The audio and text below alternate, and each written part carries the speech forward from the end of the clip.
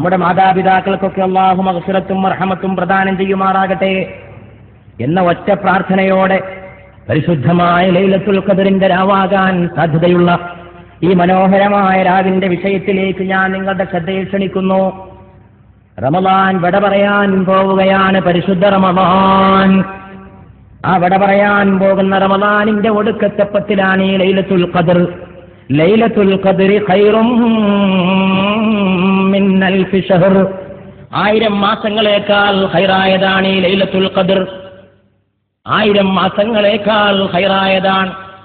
3000 രാവും 3000 പകലും എടുക്കുന്ന ഇബാദത്തിന്റെ പ്രതിഫലം ഒറ്റ രാവ് കൊണ്ട് വാരിക്കൂട്ടണോ?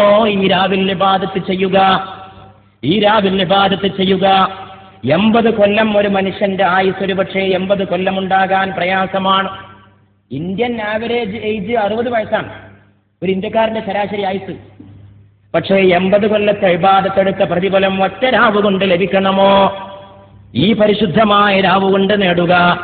ലൈലത്തുൽ ഖദർ ഖൈറും മിൻ അൽഫി ശഹർ. 1000 മാസങ്ങളേക്കാൾ ഖൈറായതാണ് ഈ ലൈലത്തുൽ ഖദർ. അത് വളരെയേറെ പുണ്യമായ രാവാണ്, പവിത്രമായ രാവാണ്, അള്ളാഹുവിന്റെ അനുഗ്രഹങ്ങൾ ചൊരിഞ്ഞു വരുന്ന രാവാണ്.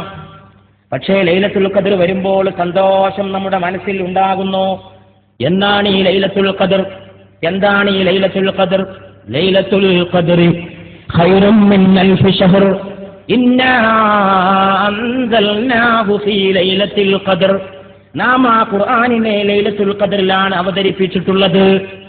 ഖദറിന്റെ രാവിലാണ് നാം അതിനെ ഇറക്കിയിട്ടുള്ളത്. അതുകൊണ്ട് ആ മാസം വളരെ ശ്രേഷ്ഠമായ രാവാണ്. തനസ്സലുൽ മലായികത്തു വറൂഹ്. അന്ന് റൂഹും മലക്കുകളും ഇറങ്ങി വരും. റൂഹ് എന്ന് പറഞ്ഞാൽ മറ്റാരുമല്ല, ആമിന ബീവിയുടെ മുത്തുമോന്റെ നെറ്റിത്തടത്തിൽ വിയർപ്പ് തുള്ളികൾ സൃഷ്ടിച്ച റൂഹുൽ അമീനെ മലക്ക് ജിബ്രീൽ അലൈഹിസ്സലാം. ആ ജിബ്രീൽ ഇറങ്ങി വരുന്ന രാവാണ് ലൈലത്തുൽ ഖദർ. അത് ഇന്ന് രാവിൽ കോട്ടക്കൽ കുറ്റിപ്പുറത്തെ ചെനക്കലെ പാറപ്പുറത്തിറങ്ങുമോ? ജിബ്രീലിന്റെ ചിറകടി കൊണ്ട് എന്റെ സഹോദരങ്ങളെ നിങ്ങളുടെ കൽബുകൾ തഖ്വയുടെ പൂക്കളെ വിരിയിച്ചെടുക്കുമോ? അള്ളാഹുവിനെ മാത്രം അറിയുന്ന അജ്ഞാതമായ നിഗൂഢതകളാണ്. ആർക്ക് പറയാൻ കഴിയും അങ്ങനെ സംഭവിക്കുമോ എന്ന്? റബ്ബിന്റെ അനുഗ്രഹം ജിബ്രീലിന്റെ ചിറകേറി വരുന്ന രാവാണ് ലൈലത്തുൽ ഖദർ എന്ന് പറയുന്ന ഈ രാവ്. പരിശുദ്ധ റമളാനിന്റെ വിട പറയാൻ പോകുന്ന ഈ മനോഹരമായ രാവ്, ഒടുക്കത്തെ 10 നിങ്ങൾ അതിനെ തിരയുക എന്നാണ് മുത്ത് നമ്മോട് പറഞ്ഞിട്ടുള്ളത്. ഇത് ഇന്ന രാത്രിയാണെന്ന് പറഞ്ഞിട്ടില്ല. 27 രാവെന്ന് കണിച്ചായിട്ടൊന്നും പറയാൻ കഴിയില്ല. അതൊക്കെ കൗമുണ്ടാക്കിയതാണ്. ചില ഉലമാക്കന്മാരൊക്കെ അങ്ങനെ അഭിപ്രായം പറഞ്ഞിട്ടുണ്ട്. 27 രാവ് ആകാൻ സാധ്യതയുണ്ടെന്ന്, അത്രേ ഉള്ളൂ. 27 രാവ് തന്നെയാണ് ലൈലത്തുൽ ഖദർ എന്ന് ഉറപ്പിച്ച് പറയാൻ ഒരു തെളിവും ദീനില്ല, ഖുർആനിലില്ല, ഹദീസിലില്ല. നമ്മുടെ മദ്ഹബിന്റെ ഇമാമായ ശാഫിഈ ഇമാമിന്റെ അഭിപ്രായത്തിൽ 21 രാവോ 23 രാവോ ആണ്. ആലോചിച്ച് നോക്കണം. ആ ശാഫിഈ ഇമാമിന്റെ മദ്ഹബിലാണ് നമ്മൾ. പക്ഷേ വേറെ കുറെ ഇമാമിങ്ങളുടെ അഭിപ്രായത്തിൽ 27 രാവിന് കൂടുതൽ സാധ്യതയുണ്ടെന്ന് മാത്രം. ഇതെന്തിനാ രാത്രി അങ്ങനെ വ്യക്തമാക്കാതെ വെച്ചത്? അത് തന്നെ ഒരു രഹസ്യമാണ്. അത് വ്യക്തമായാൽ അന്ന് മനുഷ്യന്മാരെ ഇബാദത്തെടുത്തിട്ട് അതിന്റെ കൂലി ഒന്നിച്ചു കൊണ്ടുപോകും.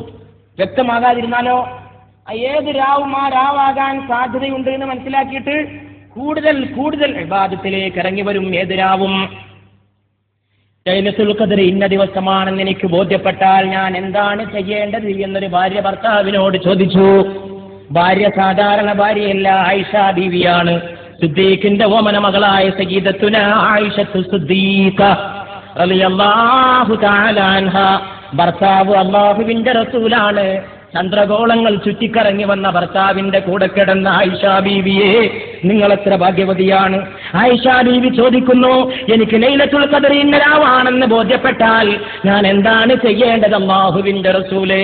എന്റെ ഭർത്താവേ എന്നല്ല, എന്റെ കൂടെ കിടക്കുന്ന പുതുമാരനെ എന്നല്ല, എന്റെ തവകാന്തനെ എന്നല്ല, എന്റെ ജീവന്റെ സ്വപ്നമേ എന്നല്ല, എന്റെ സാക്ഷാത്കാരമേ എന്നല്ല, എന്റെ കൂടെ നിദ്ര കൊള്ളുന്ന ഭർത്താവേ എന്നല്ല, അല്ലാഹുവിന്റെ റസൂലേ ഞാൻ എന്ത് ചെയ്യണം? എനിക്കത് ബോധ്യപ്പെട്ടാൽ ഉടൻ തന്നെ പത്നിയെ വിളിച്ചുകൊണ്ട് മുത്തുമണി പറയുന്നു, എന്റെ പ്രിയപ്പെട്ട ആയിഷ, നീ അങ്ങ് ചൊല്ലണം, അല്ലാഹുമ്മ ഇന്നക അഫുവ്വുൻ തുഹിബ്ബുൽ അഫ്വ ഫഅഫു അന്നീ. അല്ലാഹുവേ നീ മാപ്പ് ചെയ്തു കൊടുക്കുന്നവനാണ്, നിനക്ക് മാപ്പ് ചെയ്തു കൊടുക്കൽ ഇഷ്ടമുള്ള കാര്യമാണ്, അതുകൊണ്ട് നീ എനിക്ക് മാപ്പ് നൽകണമേ എന്ന് ആയിഷ നീ പ്രാർത്ഥിക്കണമേ എന്റെ ആയിഷ എന്ന് റൂഹുൽ അമീനായ ജിബ്രീലിന്റെ വഹി ഏറ്റുവാങ്ങിയ മുഹമ്മദ് മുസ്തഫ സ്വല്ലല്ലാഹു അലൈഹി വആലിഹി വഅസ്ഹാബിഹി വസല്ലം തന്റെ പ്രിയപ്പെട്ട പത്നിയെ ഉപദേശിക്കുകയാണ്. ലൈലത്തുൽ ഖദർ ഭാര്യയ്ക്ക് പോലും പറഞ്ഞു കൊടുത്തില്ല, സ്വകാര്യമായിട്ടെങ്കിൽ അത് ഇന്ന രാത്രിയാവും. ഒരു ദിവസം അള്ളാഹുവിന്റെ റസൂൽ പറഞ്ഞു, എനിക്കത് ഇന്ന രാത്രിയാന്ന് മനസ്സിലായി, ഇന്ന രാത്രിയാണ് ലൈലത്തുൽ ഖദർ എന്ന് എനിക്ക് അള്ളാഹു അറിയിച്ചു തന്നു. ഞാനത് നിങ്ങൾക്ക് പറഞ്ഞു തരാൻ വേണ്ടി വരികയായിരുന്നു. പെട്ടെന്ന് രണ്ടാൾ തമ്മിൽ ശണ്ട കൂടുന്നത് ഞാൻ കണ്ടു. ശണ്ട കൂടുന്നത് കണ്ടപാടെ എന്റെ മനസ്സിൽ നിന്ന് അത് ഇന്ന രാത്രിയാണെന്ന വിജ്ഞാനം അള്ളാഹു ആകാശത്തിലേക്ക് ഉയർത്തിക്കളഞ്ഞു. മറന്നുപോയി. ഇന്ന രാത്രിയാണെന്ന് ആദ്യം അറിയിച്ചു തന്നു. രണ്ടാളും തമ്മിൽ തിരക്കുകൊണ്ടപ്പോൾ ആ വിജ്ഞാനം അള്ളാഹുവിനെ കൊണ്ടുപോയി. അതിന് പക്ഷേ നിങ്ങൾക്ക് ഖൈറിനായിരിക്കുമെന്ന് മുഹമ്മദുർ റസൂലുള്ളാഹി സ്വല്ലല്ലാഹു അലൈഹി വആലിഹി വഅസ്ഹാബിഹി വസല്ലം. ലൈലത്തുൽ ഖദറിനെ പറ്റി ഒരുപാട് ഹദീസുകളുണ്ട്. ഞാൻ പറഞ്ഞാൽ ഒരു പക്ഷേ ഏതെങ്കിലുമൊക്കെ വിട്ടുപോകുമെന്ന് വിചാരിച്ചിട്ട് ഏതാനും ഹദീസുകൾ മാത്രം ഇവിടെ വായിച്ചു കേൾപ്പിക്കുന്നു. തബ്റാനി ഉദ്ധരിക്കുന്നു, ലൈലത്തുൽ ഖദർ പ്രശാന്തമായ രാത്രിയിലാണ്. അല്ലാഹുവിന്റെ റസൂൽ പറയാണ്, രാത്രിക്ക് ഒരു ശാന്തി ഉണ്ടാവും. ഉഷ്ണമോ ശൈത്യമോ കാറ്റോ മഴയോ ഇല്ലാത്ത രാത്രി. ചിന്തിക്കണം, ഞാൻ വ്യാഖ്യാനിക്കുന്നില്ല, നിങ്ങളൊക്കെ ബുദ്ധിയുള്ളവരാണ്. അന്ന് നക്ഷത്രങ്ങൾ എറിയപ്പെടുകയില്ല. ഉദയസൂര്യൻ രശ്മികളില്ലാതെ ഉദയം ചെയ്യുന്നത് ലൈലത്തുൽ ഖദറിന്റെ ലക്ഷണങ്ങളിൽ പെടുന്നതാണ്. നാളെ രാവിലെ സൂര്യോദയം പോയി നോക്കണം ബുദ്ധിയുള്ളവർ. തബറാനി രേഖപ്പെടുത്തിയ ഹദീസാണ്.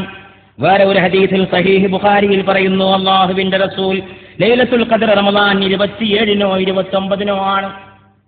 അത് വേറെ ഹദീസിൽ വേറെയും കാണും.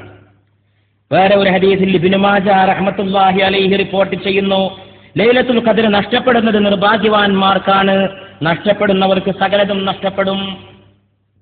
വേറെ ഒരു ഹദീസ് സഹീഹ് ബുഖാരി തന്നെ ഉദ്ധരിക്കുന്നു, നിങ്ങളതിനെ റമദാൻ അവസാന 10-ലെ 9 ബാക്കിയുള്ളപ്പോൾ, 7 ബാക്കിയുള്ളപ്പോൾ, 5 ബാക്കിയുള്ളപ്പോൾ തിരയുക. പിടുത്തം കൊടുക്കാത്ത ഹദീസ്.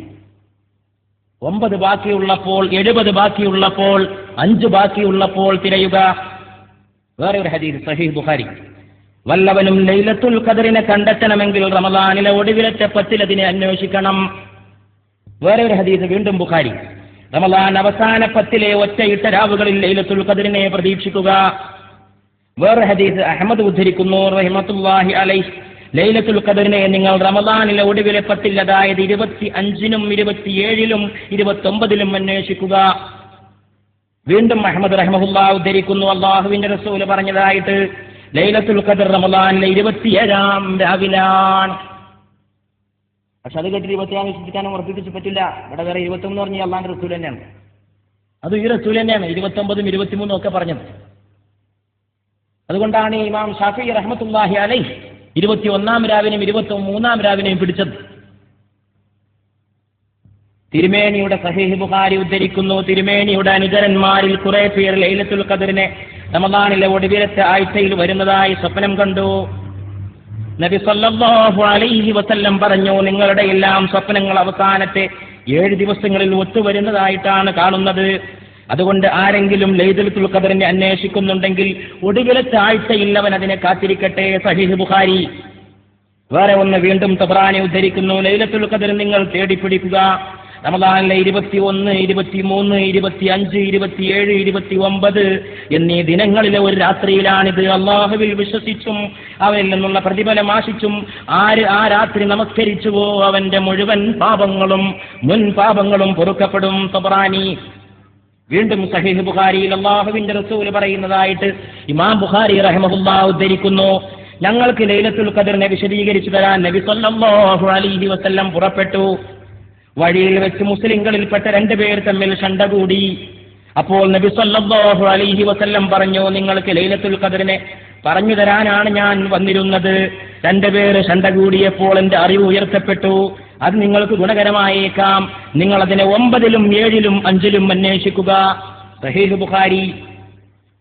റമദാനിലെ അവസാന 10-ലെ ഒറ്റയായ രാവുകളിൽ വരുന്ന ലൈലത്തുൽ ഖദറാണ് ഇവിടെ ഉദ്ദേശമെന്ന് പരിശുദ്ധമായ ലൈലത്തുൽ ഖദറിനെ കുറിച്ചിറങ്ങിയ ആയത്തിനെ ഉദ്ദേശിച്ചുകൊണ്ട് ബൈളാവി റഹിമഹുല്ലാഹ് പറയുന്നു, മുവത്തയിൽ ഇമാം മാലിക് റഹിമഹുല്ലാഹ് ഉദ്ധരിക്കുന്നു, അബ്ദുല്ലാഹി ഇബ്നു അനീസുൽ ജഹ്നി റിപ്പോർട്ടിൽ നബി സല്ലല്ലാഹു അലൈഹി വസല്ലമയോട് അവർ പറഞ്ഞു, തിരുദൂതരെ, എന്റെ വീട് വളരെ അകലെയാണ്, അതിനാൽ ആ ഖുർആൻ അവതരിച്ച രാവ് എനിക്കൊന്ന് അറിയിച്ചു തരുമോ?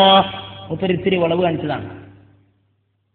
സഹാബാക്കളുടെയുള്ള സമർത്ഥന്മാരെ പേരെ കുറച്ച് ദൂരെയാണ്, അതുകൊണ്ട് എനിക്കൊന്ന് പറഞ്ഞാൽ സ്വകാര്യമായിട്ട് എനിക്ക് എപ്പോഴും വരാൻ പറ്റില്ല പള്ളിയിലേക്കൊക്കെ, അതുകൊണ്ട് അങ്ങനെ നിനക്കൊന്ന് പറഞ്ഞെന്നാൽ ഒരു ഒറ്റ സൗകര്യമായിരുന്നു പറഞ്ഞു.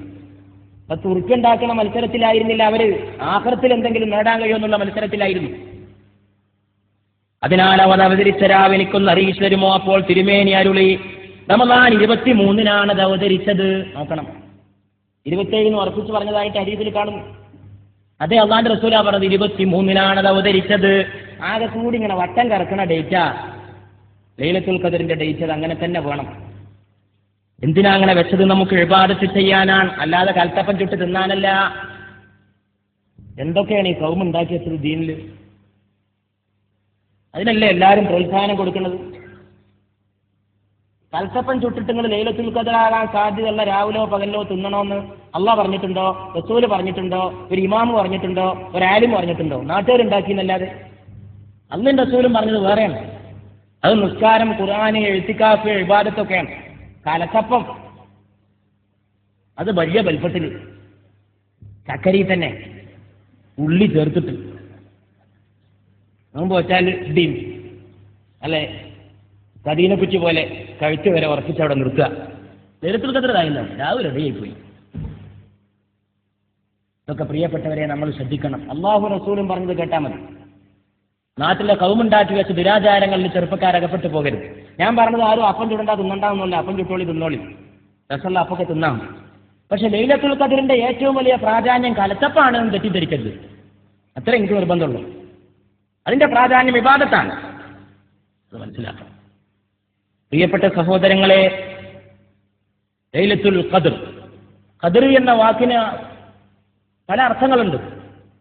ഖദർ എന്നും ഈ വാക്ക് ഉപയോഗിക്കപ്പെടും, ഖദർ എന്നും പ്രയോഗിക്കപ്പെടും. ദാലിന് സുക്കൂനായിട്ട് ലൈലത്തുൽ ഖദർ എന്നും ദാലിന് ഫത്ഹായിട്ട് ലൈലത്തുൽ ഖദർ എന്നും, രണ്ടും ശരിയാണ്.